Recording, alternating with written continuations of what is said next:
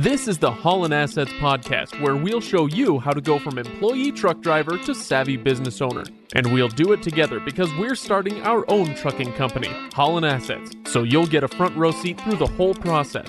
Together with some experts in the field, we'll teach you how to set up a business, buy a truck, get your DOT and MC numbers, get insurance, and a lot more. Thanks for joining us.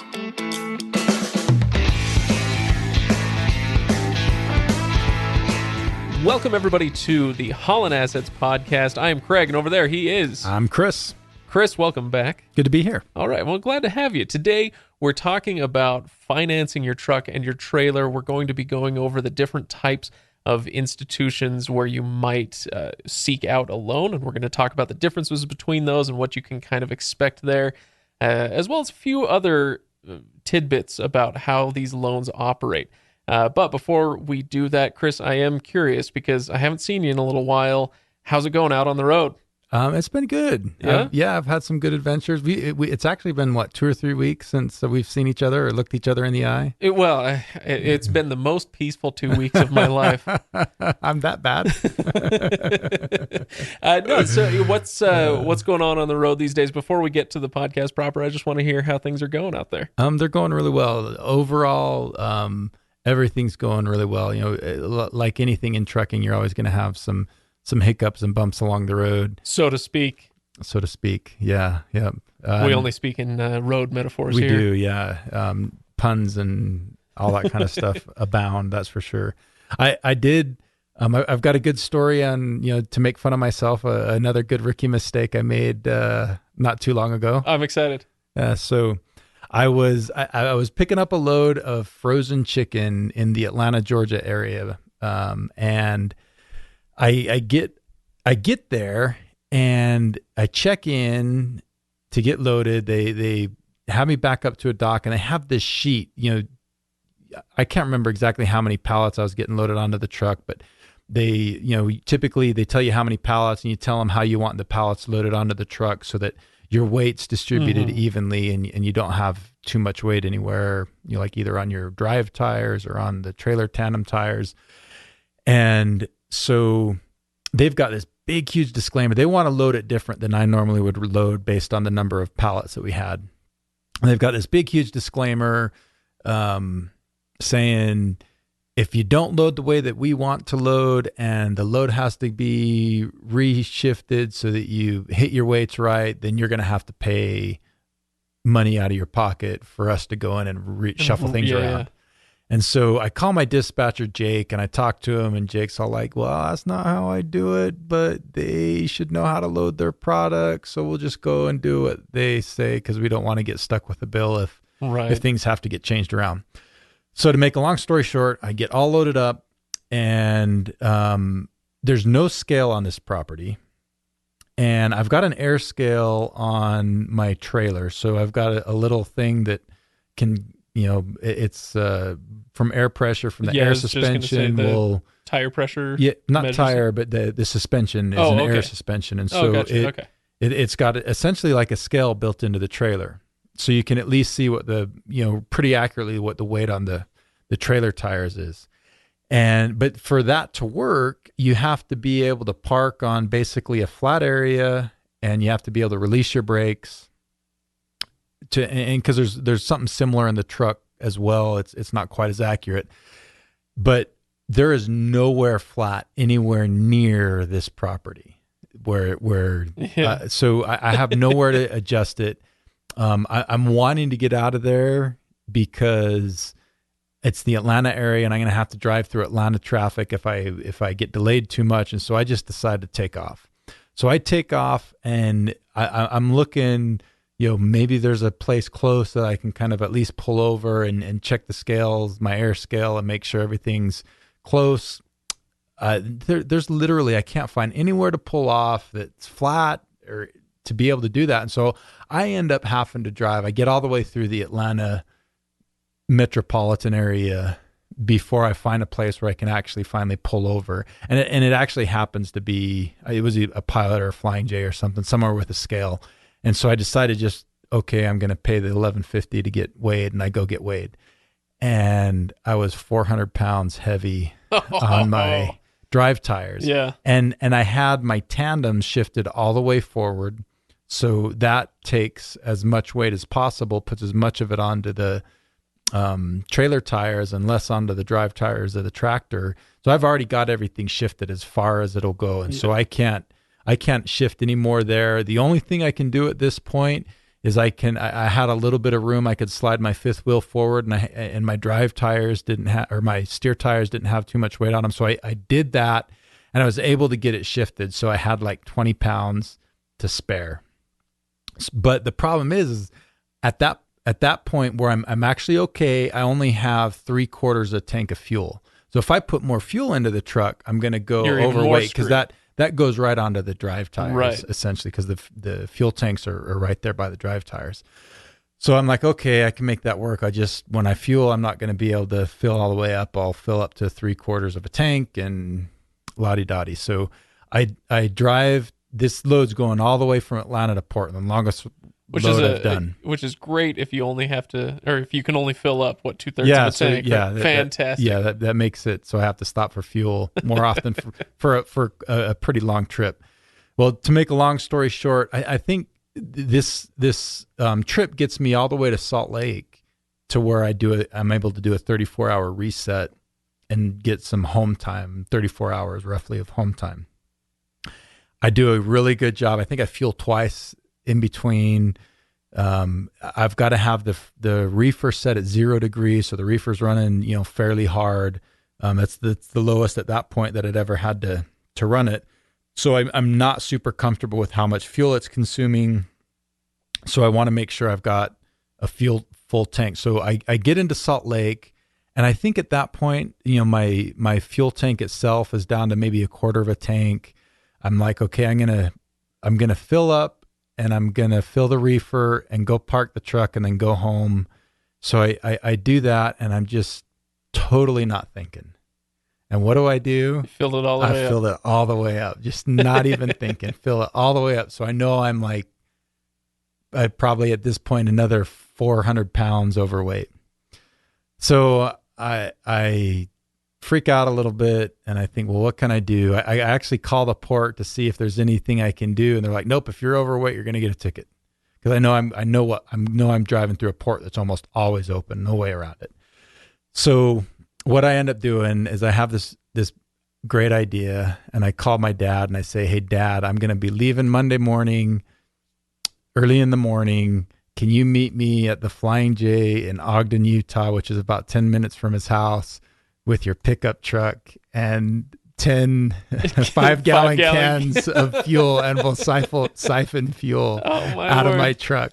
So that's what we ended up doing. Like, my dad meets me at like 6 o'clock in the morning at the Flying J in Ogden, and we siphon 50 gallons of fuel by out hand? of my, Home Depot actually has these really cool little siphon things that have like a little brass bearing inside of them that you can shake it, and so you don't have to suck. Yeah, I was hoping to hear that you were just drinking diesel. No, didn't have to drink any diesel. It actually worked pretty smooth, and so it only ended up taking us about 30 minutes, but we siphoned. People probably thought we were still in fuel, because luckily his pickup truck, it's a diesel, but it was completely full, so we couldn't put any in there. So it was just all in 5-gallon cans of fuel into the back of his pickup truck. There was a mentor of mine who I had done something kind of stupid, and he was rightfully judging me for said stupid thing, and was kind of lecturing me about it. And he said, well, there's only one way to get good judgment. I said, what's that? And he said, experience. And he said, the only problem is experience comes from bad judgment. Yeah. And now you'll know. Yep. Yeah. Hopefully I'll learn from that mistake and not make that one again. That's awesome. No, that's a great story. And you recently got to take your wife out on the road as well, I did. Right? That was fun for the first time. Yeah. I had a load of ice cream that I was taking from Wisconsin to Portland. Same thing, kind of came through Salt Lake. We pawned the kids off on some family members, and left. We had to leave at like 2 o'clock in the morning, Monday morning. So she jumped in the truck with me, and she got to experience life on the road. Yeah, we had a really good time. She enjoyed it because She didn't have to deal with any kids. She got to just kind of hang out and do Or her drive thing. the truck. She didn't have to drive the truck, and she got to sleep in the sleeper and take some naps. And we the first night we stopped at a rest stop, like this little podunk rest stop in Brothers, Oregon. It's just kind of outside of, just east of Bend, Oregon. And nothing around, like nothing, literally they have a school with like 12 kids in it, a K through like 8th grade with 12 kids in the school. And there's this tiny little cafe, and we decided to have dinner at the cafe, and one of the best hamburgers we've ever had. Nice. So it was fun. All right. Brothers, Oregon. Brothers, Oregon. Okay. Yeah. Well, I'm marking that one down on my map. I drive through there sometime. You should. Yeah. Very nice. Do you remember what the diner was called? It's the only thing in Brothers, Okay, Oregon. all right. So if you ever go there, just eat there. It was good. Duly noted. Yeah. Okay. Well, let's, I think that's probably enough throat clearing for today. Maybe we get on to the topic at hand. What are we talking about today? Today, we are talking about a very important subject, financing a truck and a trailer. And it's really, for the most part, a similar, if not exactly the same process, whether it's a truck or trailer. So we're just kind of combining this into one episode. Okay. Well, let's get started on that. Now, financing is something that I have some experience with, but I won't pretend to be an expert on it. I think, as I've mentioned on previous episodes, I believe, I used to work in banking, and so I've been around financing. But luckily, I wasn't making enough money to actually have to write the loans or anything like that. But I've been around it a little bit. So give me an idea of how similar or how different it is from other loan processes that I might have gone through: auto loans, home loans, that sort of thing. In a lot of ways, it's fairly similar. It's just a lot more intrusive. Both of us have been in the banking world, and it's just, it's way more involved. One of the things that I kind of would recommend to people up front is you need to know going into the process that it's going to take a while. It's not going to get easy. You're going to have to provide more personal information than you would like to, but there's really no way to get around that. And you're probably going to get frustrated along the way. It's going to take time. Well, and one thing to remember, I remember the shift when I was working in retail banking, and I was doing consumer stuff for a long time. So, auto loans and home loans. And the moment I shifted over to small business banking and helping people with those loans, as you say, the intrusiveness goes way, way up.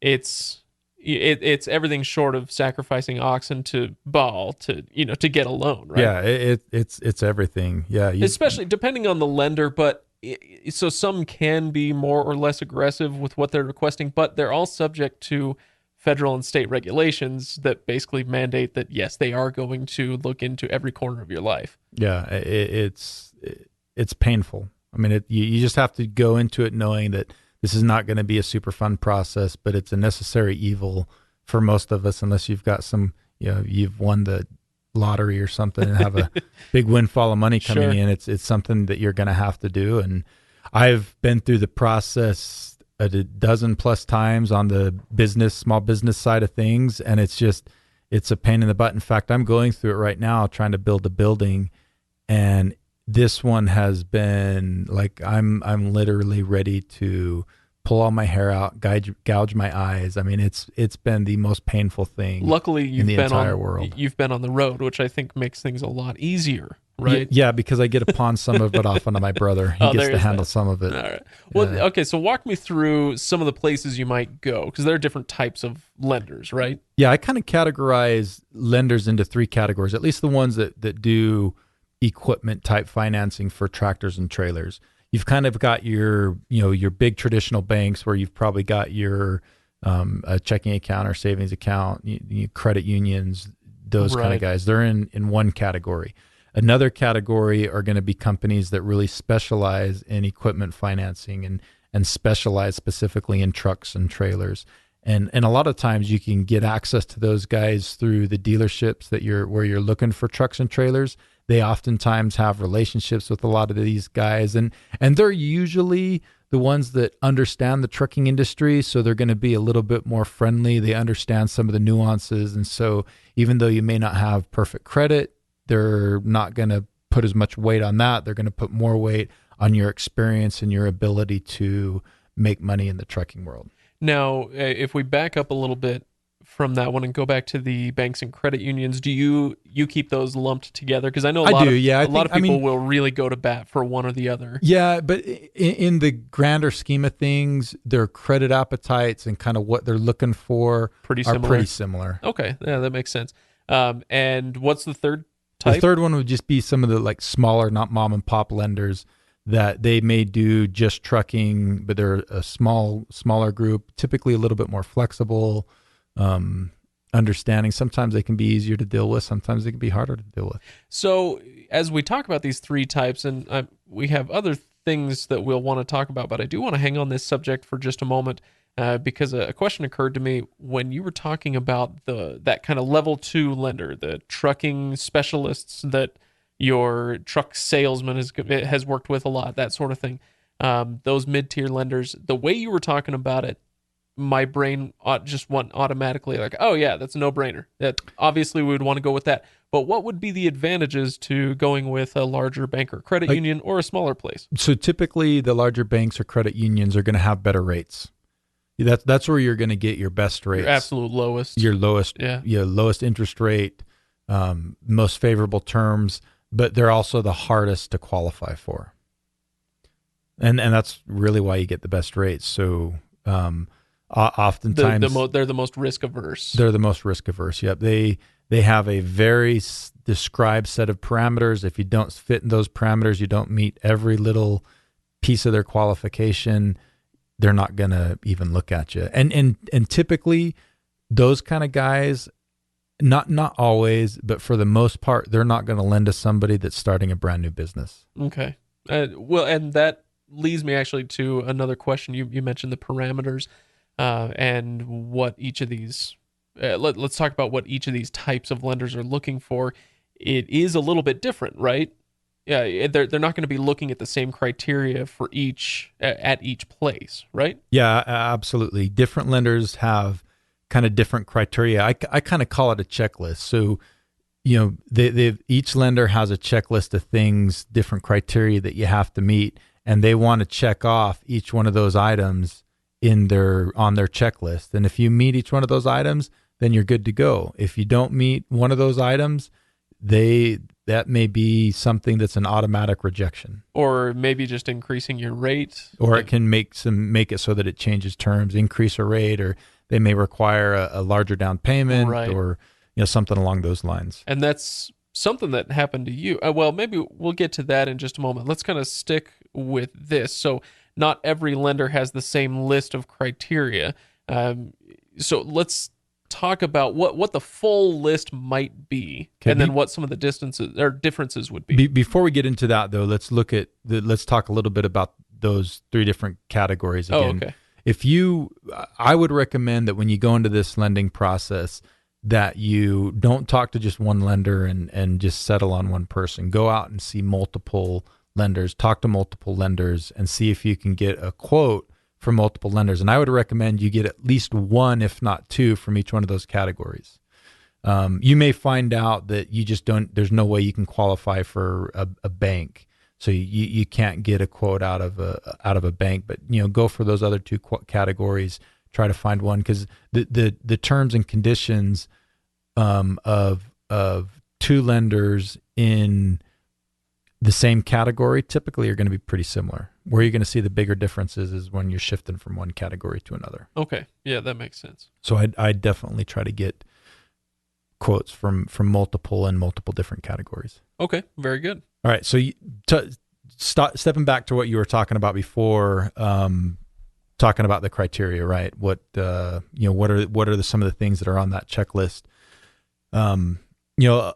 In the trucking world, they've got some specific things that they're going to look for. So you take, for example, one thing that's always on the criteria is how long you've been a driver. If you've owned a truck in the past, how much experience you have in the trucking industry. Also, that's important to them is how much money you're going to be able to put down. For some, credit score might be important. For others, it might not be.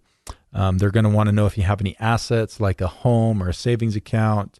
And also if you've been in business before. That's kind of some of the main, most common things that they're going to want to know about you. But different types of lenders are going to give different weight to those categories, right? Yeah. And so when you talk about credit score, I can almost guarantee, without knowing anything about this, that those banks and credit unions are going to care about that score. Absolutely, yep. Banks and credit unions, typically, they want you to have a good credit score. Right. And that might be less important to the smaller lenders. The smaller lenders, and even a lot of the times the guys that specialize in the trucking industry, again, they aren't as concerned about your credit score. They're more concerned about, can you make enough money to be able to continue to make payments on that loan? Do you have enough experience in the industry that you're going to be able to make money? That's oftentimes to those guys more important than your credit score. Right. It's not about your past. It's about your present situation and what you're going to be able to do. What you're capable of. Right. Yeah. Credit score oftentimes, I mean, if you look at it, it kind of shows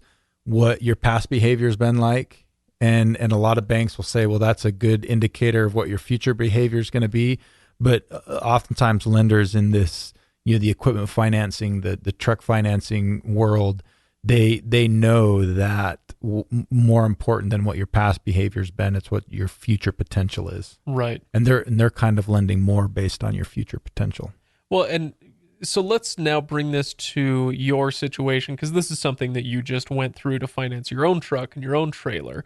Now, you are like anybody else. You have a list of strengths and weaknesses as far as what a lender would look at. And so I know that one of your weaknesses would be that you weren't driving trucks before this. Yeah. Right. And that's something that you've been talking about for the last 5 minutes. Yeah, it was a weakness for me, is I didn't have any driving experience. And so there were actually lenders that wouldn't look at me, which is kind of funny because in every other aspect, I'm like super well qualified. I've got lots of assets. I've got a good chunk of money I could put down. I have really, really good credit. I've proven myself with success, running successful businesses in the past. I have all those things going really well for me, but several lenders were just like, okay, all that's great, but have you driven a truck before? And well, no, I haven't. And they're like, well, we don't even want to look at you. Yeah, take a hike. Huh? How about that? Yeah. So where other lenders, those same lenders would look at a guy that's driven for a long time and may not have assets, may not have a good credit score, may not have any of those things that I had, and they'd be perfectly fine with it. Right. And so going to all these different lenders, getting these quotes that you're talking about, 3 to 6 quotes from these different types of lenders, you're going to be taking a lot of time to figure out what your strengths and weaknesses are according to these lenders, right? And this is where that patience comes in that you were talking about. Yeah, you've got to have patience. That's where you got to start having a conversation with lenders, and you'll learn, pretty soon off what they're looking for and whether you're going to, you guys are going to be a good match. So you got to talk to a lot of lenders. You can't just settle with one. Right. So, and so this is sounding more and more like dating, Chris. Yeah, it is a little bit like dating. Am I going to marry my lender? Yeah. What's going on here? Got to see if you're compatible.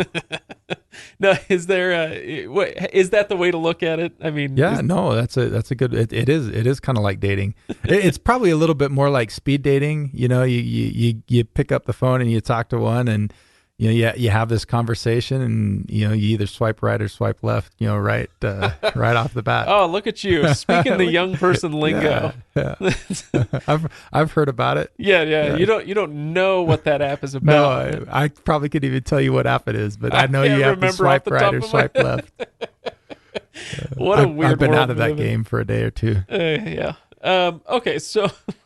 But what you are experienced with is these relationships, this type of lender dating, right? Because you've been around the block with your businesses. What are you saying? I look, I'm not saying anything. I'm just asking questions, Chris. I have been around the block a little bit. We'll take, for example, kind of a little bit of an extreme example. One of the businesses that I started, I think it was actually my first business, my first real big business I bought, and the first one that I really started from scratch. I had to go out and get funding for.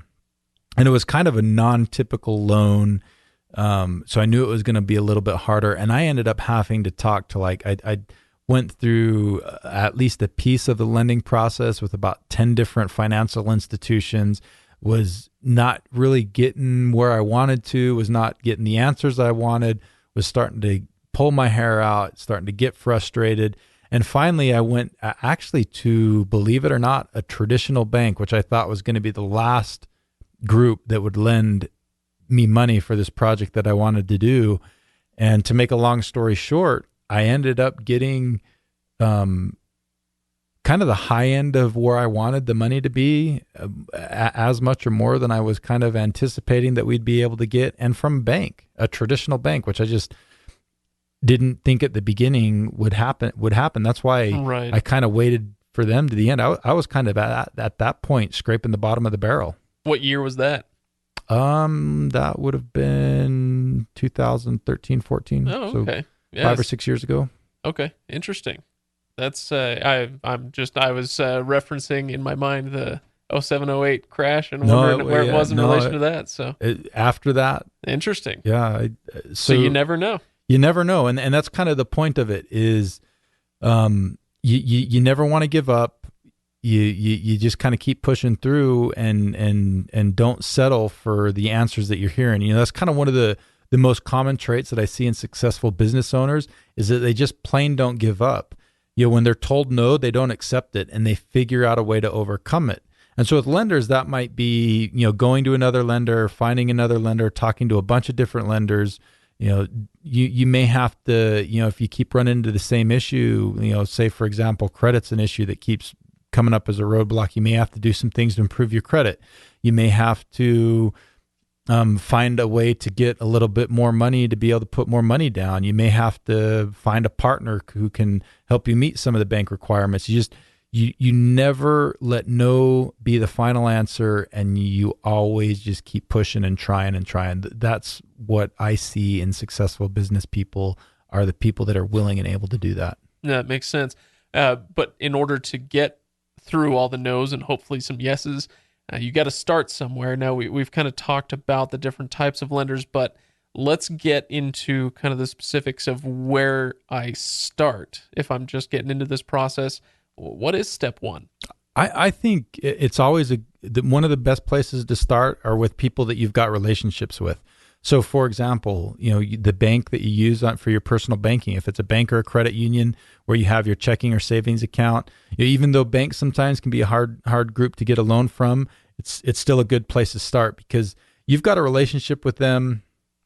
They already like you. You're a client of theirs. And so even if they can't get you a loan, oftentimes they've got lots of relationships with some more of the non-banking lenders that provide those kind of loans that they don't provide. And they're going to, because you're a client of theirs already, they're going to be happy to refer you to some of those others and kind of help get the ball rolling that way. Especially because if they can refer you to somebody who will get you the loan and get that business started, you're not going to be opening up your business checking account with that secondary lender. It's going to be at that bank, right? Yeah, they want to keep you around. They do want to keep you around, yeah, for absolutely. sure. Yeah, and also as you're going through dealerships and looking at trucks or trailers, the dealerships will often have lenders that they've worked with in the past they can refer you to. And internet searches are always good too, especially for finding those smaller mom and pop shops. Right. Internet searches are really good. Yeah, that second category of non-bank lenders, it reminds me a lot of anytime you're shopping for a car or a home, your real estate agent or your banker or whoever your car salesman, they've got people that they prefer to send you to. They want to close on the deal as much as you want to, and so they're going to be an advocate in your corner to help you find the financing options that are going to work for you. Yeah, absolutely. And of course, the other category of people who know what they're talking about, I suppose, would be other truck drivers. Absolutely. Yeah, if you've got friends that own trucks, talk to them. They'll be able, find out who they got their financing through, and they'll probably be able to give you some good pointers and some good ideas as well. Okay, so now we're on the track. We've gotten started talking to a few potential lenders, and they are now sending you out to gather a bunch of your basically your life story. Yeah. And bring it to them. And so you're going to need a checklist. And this is where life often gets really painful in the lending world, because checklists, and they're going to ask you for a bunch of stuff. Yeah. They're going to want to know information about your firstborn and just everything. And so I'm going to put on the Haulin Assets LLC.com, Haulin with no G, assetsllc.com, in the show notes for this episode. I'm going to put a list of the most common items that financial institutions are going to ask for. So you can go in there and at least know what they're going to be asking for, and maybe start gathering some of that information so you've got it ready to go when they ask for it. You can just give it to them. Yeah, absolutely. So anything else that you feel like we should keep in mind at this point in the conversation? Yeah, let's just kind of get into some of the nuts and bolts of it. You know you're going to have to put money down. There aren't very many loans that you're going to be able to find that are no money down loans in the trucking world. I've heard that there are some out there, but I've never really been able to see them. So I think most people are going to have a hard time finding any option or even qualifying for that kind of option. But you need to be able to plan on putting 10 to 20% down. So in my situation, because I didn't have any driving experience, I had to put 20% down, which is a little bit higher than I would have liked to have been, but it is what it is. So I ended up putting about $13,000 down on the truck. I got a little bit luckier on the trailer and only had to put 10% down. So I think it was just a little bit shy of $5,000 on the trailer. In a future episode, we're going to talk startup costs, and I'll list out exactly what those down payments were. Okay, interesting. Well, and now this brings up another question that occurs, and that's whether the loan is in the business name or your personal name. Because we did a whole episode on starting the business so that you could separate yourself from the business for all sorts of reasons. So is this a situation where you get to do that? That's a great question. Sometimes yes, sometimes no. Especially when you're first starting out. There are some lenders, and you may just not be able to find a lender that's going to let you put that loan, that business loan in the business name. They're going to require it in your personal name. And sometimes you just can't get around that. And usually it's better to get a loan than just not be able to get one. So you have to do your personal. But even with a new business, oftentimes, even if they will let you put the loan in the business name, they're going to still require you to do what's called a personal guarantee. So basically, you're still kind of on the hook personally as well, because you've got to personally guarantee that that loan payment's going to get made. And that's why they're asking for a list of all your assets. Yeah. To know, is your house going to work as collateral and all that, right? Yeah. Oftentimes, usually you're not going to have to put a house up for collateral. Sometimes you might have to on a truck, but usually you're not. They just want to know that you've got one. And now the next question would be, how long does a loan like this go for? That's an answer I wouldn't have any earthly idea about. And then the answer to that is it truly varies. Oftentimes you can get anywhere from a 3 to 6 year term on a used truck. If it's a newer truck, sometimes you can get even a longer term than that. But there's pros and cons of having a shorter term versus a long term. Really, the only good point about a longer term loan is you're going to have a lower payment, lower monthly payment, and where that becomes beneficial, it's if you have a really bad month for some reason, you don't bring a lot of money in, it's easier to make that payment.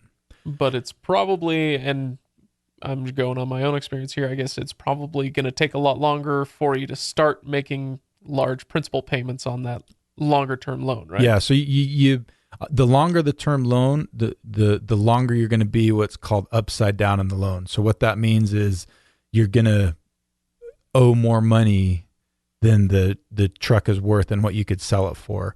And when you're upside down like that, in most auto loans, even trucks, you're going to be upside down in that loan for a certain period of time. And while you're upside down, it's harder to get out of it if you want. So you take, for example, if you buy a truck that you only want to be in it for 3 years, if you get a 6-year loan, you're kind of asking for trouble, because there's still a good chance after that 3-year period, you're still going to be upside down.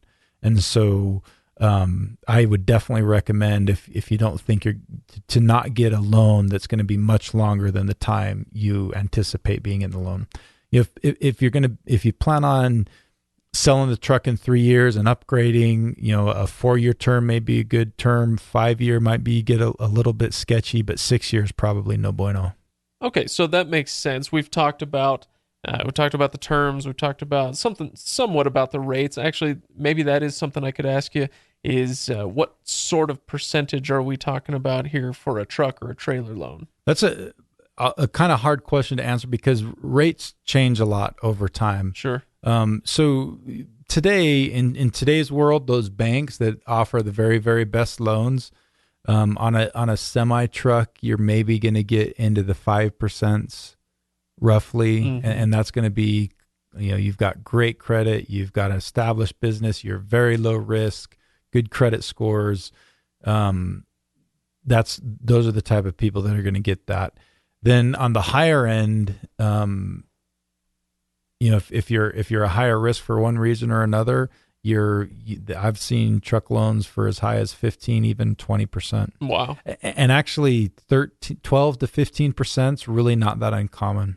Okay. I would be willing to say, I don't know this for sure, this is just kind of a gut feeling, but in today's world, most guys just starting out are probably going to be in that 11 to 15% range. Okay. Yeah, that's good to know. And of course, we're recording this in 2019. Who knows how things will change. And so if you're listening to this in the future, first of all, hello from the past. And second of all, just know that, the numbers could fluctuate. Yeah, they'll be different. Yeah. So, but that's, it's interesting to get at least something rough. Yeah, but if you get several quotes from several different lending institutions, in that same, if you get two in the same category that we were talking about earlier, and then a couple from different categories, and they're all coming kind of in the same area, that's kind of what the rates are, and Sure. you're probably not going to get something out there. If you get, say you get two quotes from two lenders that specialize in trucks and are really in that realm, and one of them's really high and one of them's really low, I would probably go get a third quote and just to see, just to make sure that everybody's kind of on the up and up, because that's kind of strange if there's a big gap. Sure. No, that between makes sense. similar types of lenders. Okay. Well, let me see if pop quiz. Let's see what I learned here today. All right. When we're going out for a truck loan, there are a few different places we can go. We can go to the big banks and credit unions. We can go to those secondary non-bank lenders, or we can go to the smaller mom and pop shops that you're talking about. The smallest and maybe less specialized than that second tier. Those places are all going to be looking for similar criteria, but maybe slightly different. And so you're going to provide different info to each of those. And what you feed into the machine might be a little different. So what you get out is going to be a little different as well. You might get different rates. You might get different yeses and nos, frankly, from different categories. And so it's important to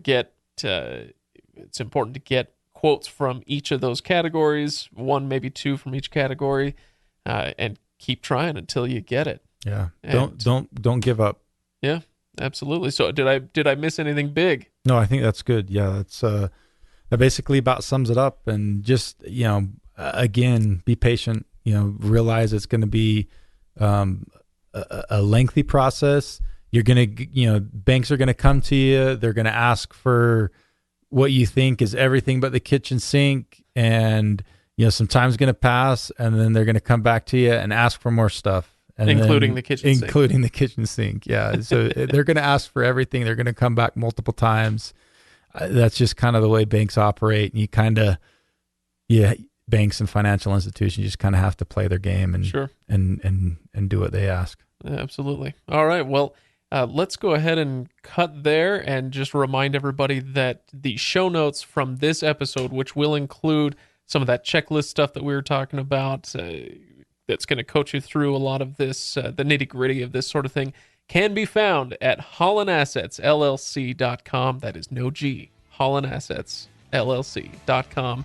And we hope to see you there. Obviously, we appreciate you listening, and we hope that if you find this useful, that you'll share the podcast as well with anybody who might benefit from it. Thanks, everybody, for listening. Chris, thanks for coming in. Great to be here. Thanks, everybody, and great talking to you. Good luck out on the road. Thank you very much.